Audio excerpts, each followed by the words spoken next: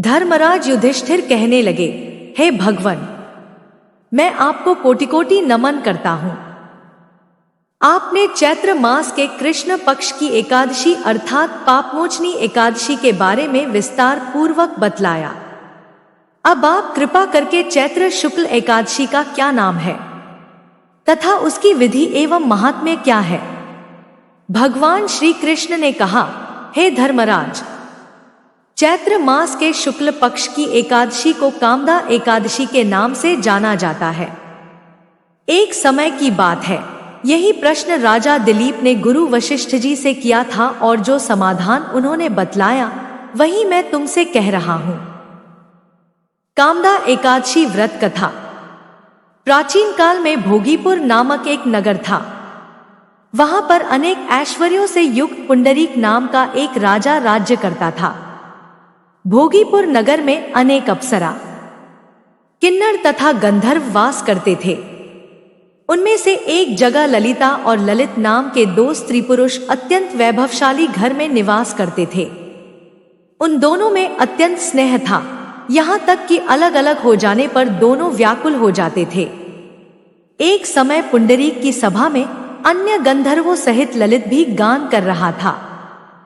गाते गाते उसको अपनी प्रिय ललिता का ध्यान आ गया और उसका स्वर भंग होने के कारण गाने का स्वरूप बिगड़ गया।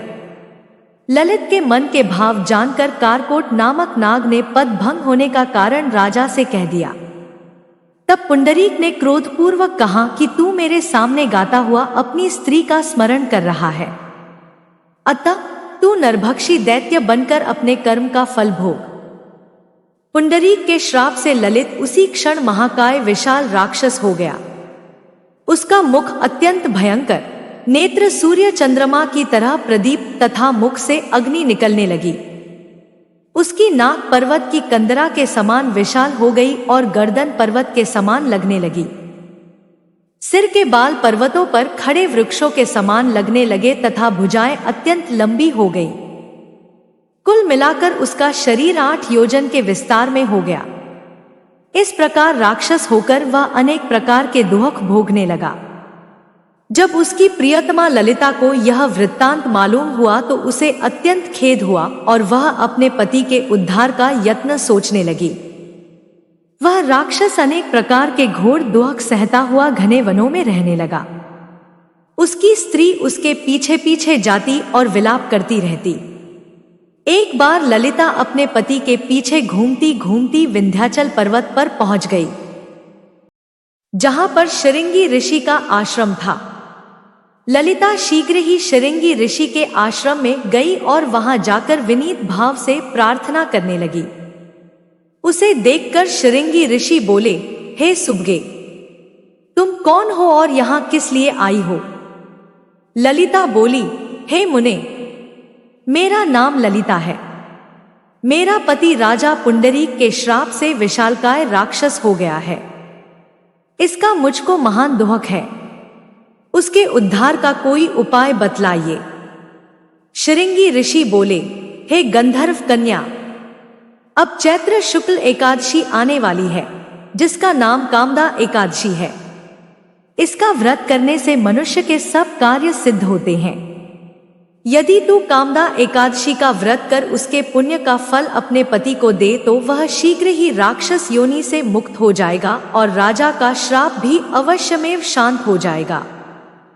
मुनि के ऐसे वचन सुनकर ललिता ने चैत्र शुक्ल एकादशी आने पर उसका व्रत किया और द्वादशी को ब्राह्मणों के सामने अपने व्रत का फल अपने पति को देती हुई भगवान से इस प्रकार प्रार्थना करने लगी, हे प्रभो, मैंने जो यह व्रत किया है इसका फल मेरे पतिदेव को प्राप्त हो जाए, जिससे वह राक्षस योनि से मुक्त हो जाए।